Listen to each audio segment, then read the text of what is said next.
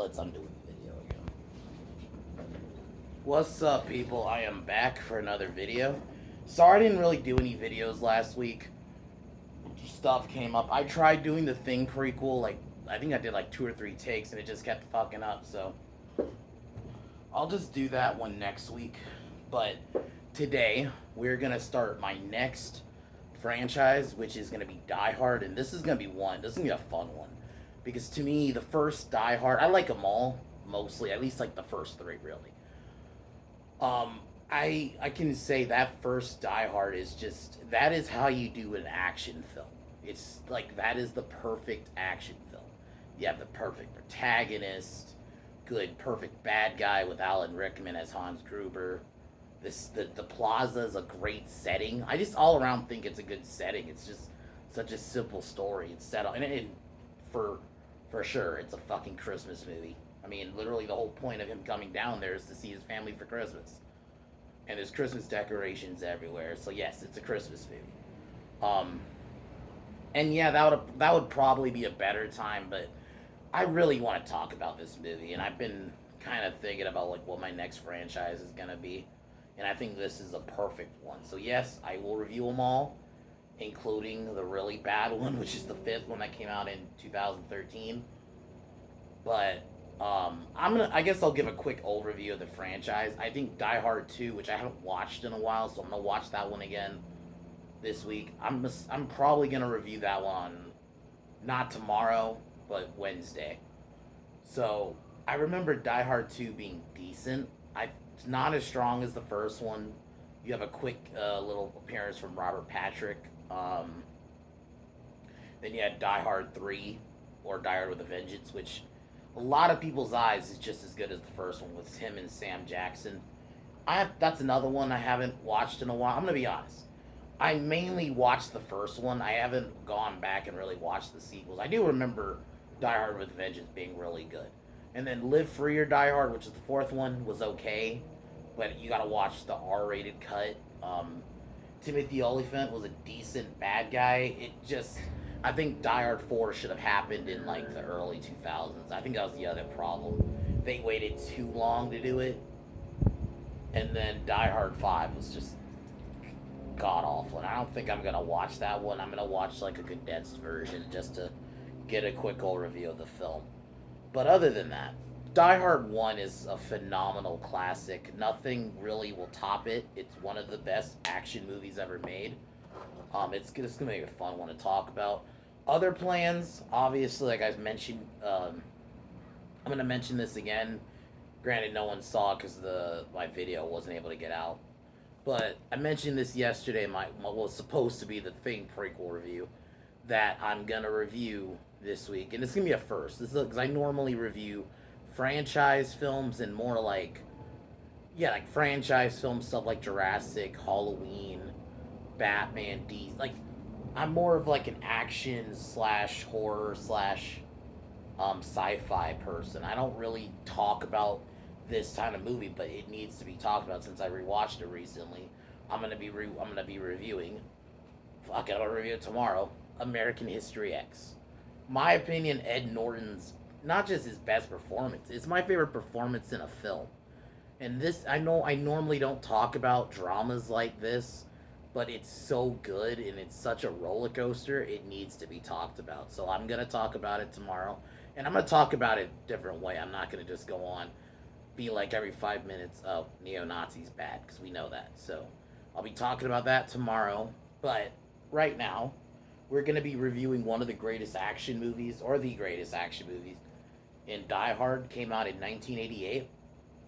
I don't know if this was Bruce Willis's first big movie or he did something before this, but this is clearly what put him on the map. And pretty much after this, he was in like a lot of shit after this point. So, as usual, I'm gonna cheers to kick off the review.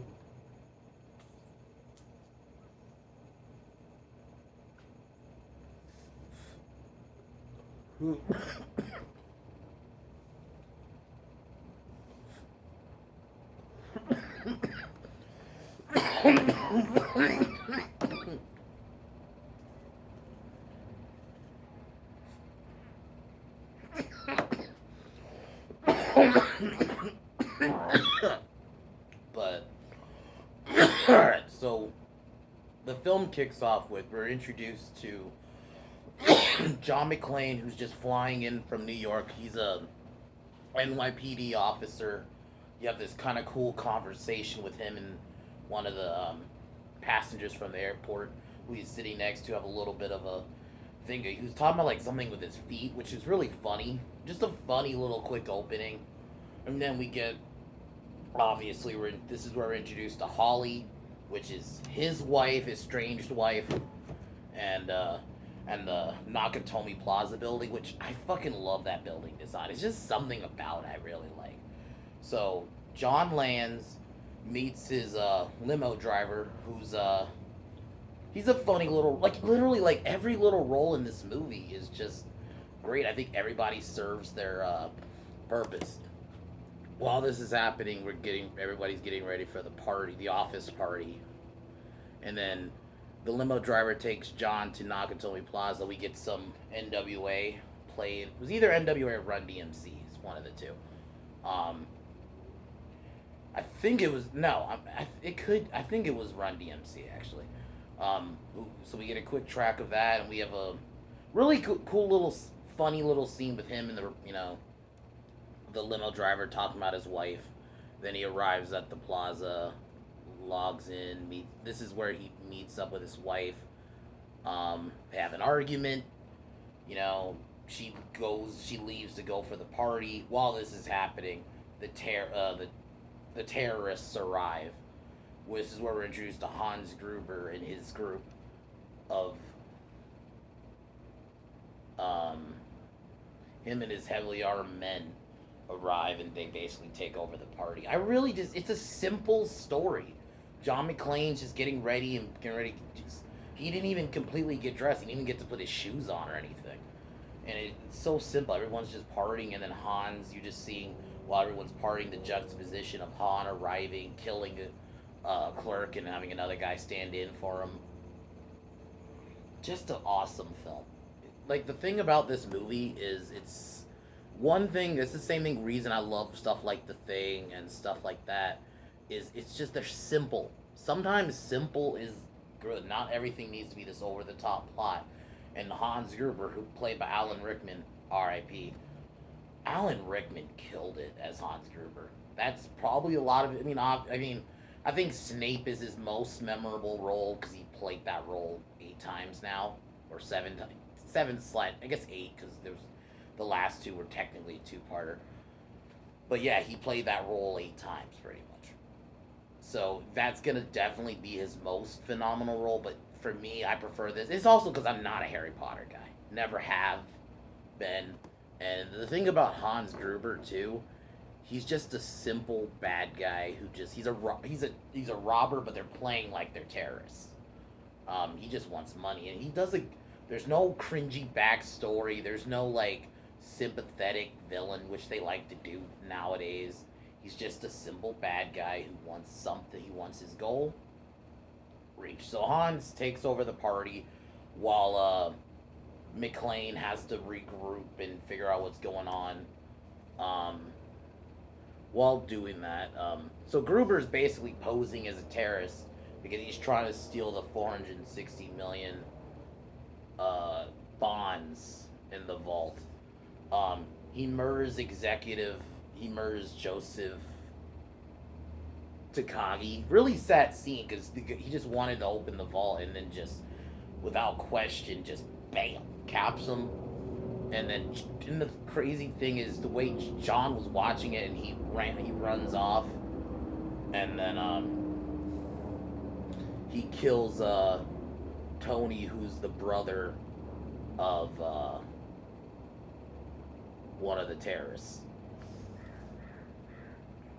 And we get that iconic scene where he kills him by breaking his neck, and then takes his gun and the walkie-talkie, and then sends the body down so where Hans and everybody sees it. And a really well executed scene because fucking Carl, who's one of the terrorists, freaks out. And that's the thing, they give the bad guys even like not just Hans. You even have like Carl, who's like, I'm assuming he's like the second in command. Even he's like, he has his own motive. Like, he just wants fucking McClane's head because he killed his brother. Simple. Like, and McClane tries to contact the police through the walkie-talkie. He They send one down, and this is when we're introduced to Al Powell, who's, you may know as Carl Winslow from Family Matters. He's an awesome role in this movie. Like, he's just like, because he's like your normal desk cop. Like, he's not even doing. And obviously we learn his backstory later on. So he arrives at the plaza. Things seem normal, but then McClane, I think he kills two more um, of Han's people, and then throws the body down to, like, because Powell's about to leave. So McClane kills two of Gruber's guys and then throw one of their bodies down to the car. And then this is where we get the iconic "Welcome to the party, pal." Just such great lines like that. And then this is where these little moments are probably my favorite. Besides, obviously, the big action set pieces, is the little moments where fucking McClane contacts Powell for the first time, and throughout the film where they're just talking to each other. It just is so good. It's like, just, even though they're not talking to each other face to face, they have so much chemistry over the walkie-talkie, and that's the crazy thing. Like, that just shows you how good of an actor in my opinion, both of them are, because they're able to make that work, because they're not even looking at each other. They're not talking. They're talking to each other. That's it, through voice throughout the film, and that's probably some of my favorite parts of the movie. Powell's superior officer, fuck, Dwayne Robinson, he's like the dumb cop that's like basically telling McClane, no, leave this alone. This is our job. Even like they talk shit to each other.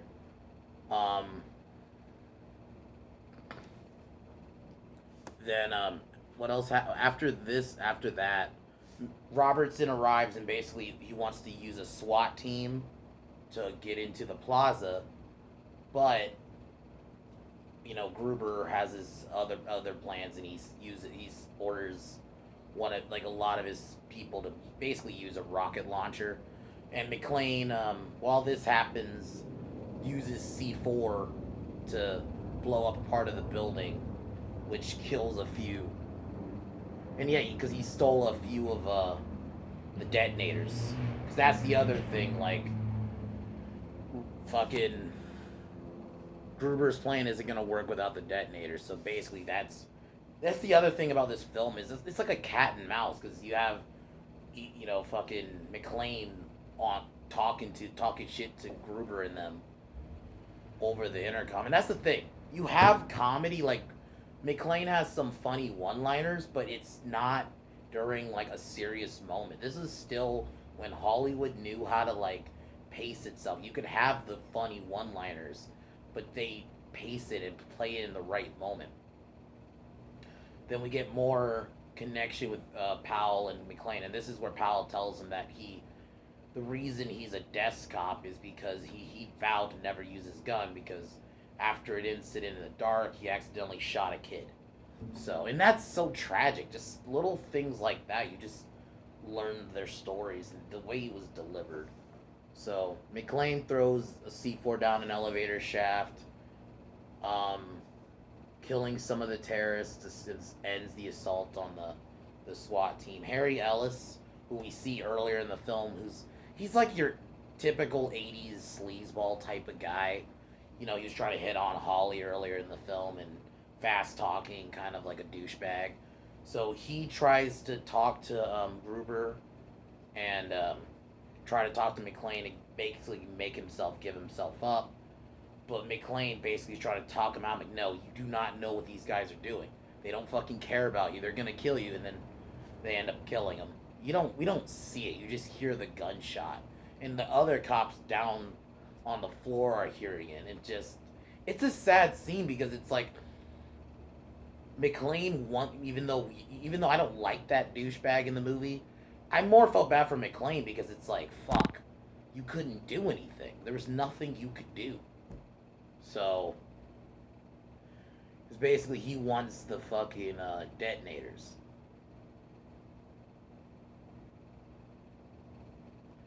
And then Gruber calls the fucking police or talks to them over the walkie-talkie and gives them this bullshit plan about, oh, I need you to release one of my fellow terrorists and stuff, even though the real plan is he's gonna lure a helicopter to the roof to blow it up and kill the hostages. So basically, so he could steal the bonds. And that's the other thing. Throughout the film, they're just trying to open this vault, and then the FBI arrive and they take over. And basically, they want to turn off the power, which realistically, it's fucking retarded, but they want to turn off the power so they can make them sweat it out, and they're gonna call in one of the a helicopter, which and they're gonna be on and have like a sniper and stuff.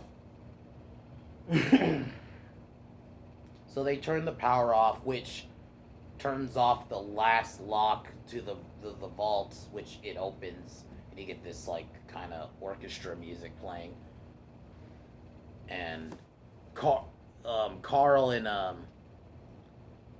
Snake have a fight. And that's the thing too about this film. This film's very cat and mouse. Like he has to try to evade the bad guys. And that's the one aspect about it. It is kind of like a video game, and that's a good thing because you gotta try to hide and watch out for fucking people coming at you. And that's kind of that's why I like this film. It's very fucking simple. You know, you get a few scenes of him obviously climbing in the vents and stuff like that. You know, you get the yippee-ki-yay motherfucker. I fucking love that line. Just very... I love 80s action flicks, so it's just... These films are fucking fun. But I also think the other thing about this film is not just that. It's actually well written. His little stuff with his wife, because... Like, the scene where he tries to tell Powell, if I don't make it, tell my wife I love her and I'm sorry. Like, it's, like... The way Bruce delivered that line showed how good of an actor he is. He's not just an action movie guy. To me, he's actually a really good actor. So, they open the vault. While this happens, I won't say Pliskin. Wrong franchise. McClane has a fight with Carl. Seemingly takes him out by hanging him on some chains. And he tries to... kills one of the few henchmen left, tries to tell the helicopter to leave and the hostages to leave because he realizes what's going on. They shoot out the helicopter shoots at him, but then it blows up. You get this cool little scene where he's sliding on this thing on the side of a building, climbs in. The limo driver knocks out the one guy that was opening the vault for Gruber, so he does that. McClane confronts Gruber. We have the cool bad guy, good guy dynamic. He I keep saying Pliskin. I don't know why I keep thinking Escape. Sorry guys. McClane has a gun taped to his back, pulls it out, shoots the other guard, and then he shoots Gruber, but Gruber has his wife. He falls through the window and they're hanging. You get this iconic moment, Gruber like getting ready to shoot, but he ends up taking her watch off and then he falls to his death. Probably one of the most famous bad guy deaths. Like his face, it is perfect. And then he crashes down. Then he, gets out of the building, talks with Powell. Really cool scene where they meet. And then Carl, still alive, tries to shoot at them, but Powell jumps into action and shoots him. And then pretty much the film ends after that. Die Hard is one of the best action films, really good characters, one of the best bad guys in my opinion in action, and just Hans Gruber is simple, no over the top backstory. They're not trying to make him some sympathetic villain. No, he's just a bad guy that wants the bonds. You have the simple goons. I love the Nakatomi Plaza setting because how big the building is, how many levels there are. And then like the scene where I'm stupid. I forgot to mention one of the best scenes in the movie, where he sees Hans, but Hans poses as um, one of the guests. Even like changes his accent. And I actually thought he did a really good job at changing his accent. And then this is where Hans tries to turn on him because he wants the detonators. You get the shootout in the office where they shoot the glass and McClane cuts his feet. Really fucked up scene, man. Just because of the blood, it's like the scene where he's crawling in, you just see that blood fucking like fall, like blood splatter. It's just like god damn. But it's such a good action film. Really simple. Bruce Willis is the man. Holly, I thought the actress who played her did a good job. Alan Rickman, one of the best bad guys in a film. R.I.P. Powell was great, even though him and McClane for most of the film didn't talk to each other face to face. They had some really. Those are like some of my favorite moments in this film.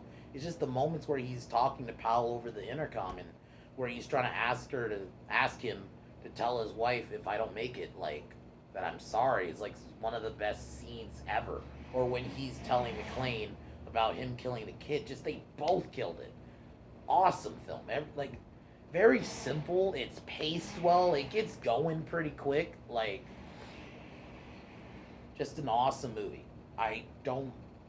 That's really all I could say. It's just it's awesome.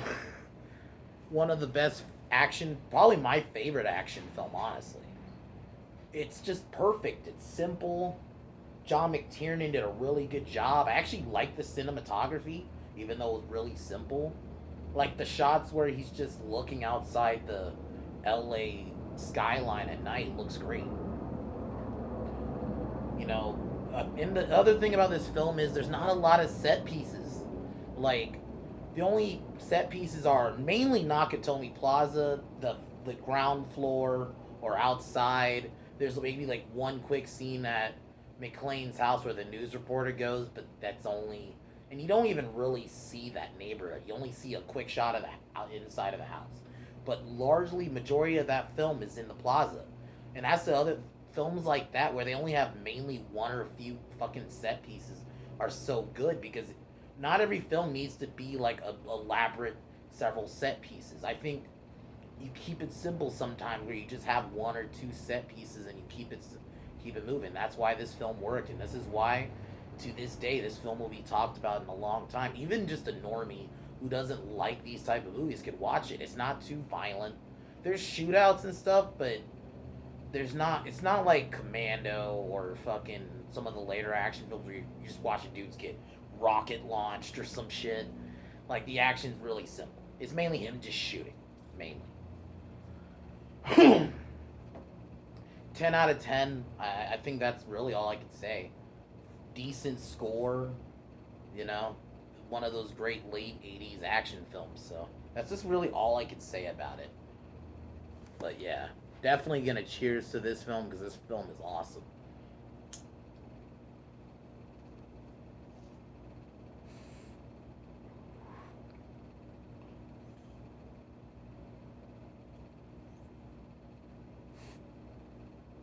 But other than that, Die Hard is phenomenal. Tomorrow, we're gonna be talking about a movie that is really good, but you know, it's obviously not one I'm gonna watch all the time. And definitely, I don't discuss usually dramas on this channel, but American History X is so fucking good. That film is such like a roller coaster. Is probably the best way to describe it. That's gonna be so fun to talk about tomorrow. Talk about something different, you know. I always want to do that, and I also gotta thank people really quick for getting my Mummy review now to 2K views. It's my highest viewed video on my channel now, so thank you to those people. But yeah, so American History X tomorrow. That's gonna be fucking fun, but not fun because it's not a fun movie. I'm gonna say it right now, but definitely it's gonna be fun in the sense I don't normally talk about movies like this, but it needs to be talked about because it's so fucking good. So that'll be tomorrow. I'll probably review Die Hard 2 on Wednesday. Yeah, so Die Hard 2 will be on Wednesday. I'll probably do a Bands I Love also on Wednesday. But yeah. Other than that, you know, fuck Disney, fuck Warner Brothers, fuck Joe Biden, fuck him and his shitty administration, fuck LeBron James, fuck Kevin Smith. I'll talk to y'all tomorrow. Die Hard is badass. Go watch it. Peace.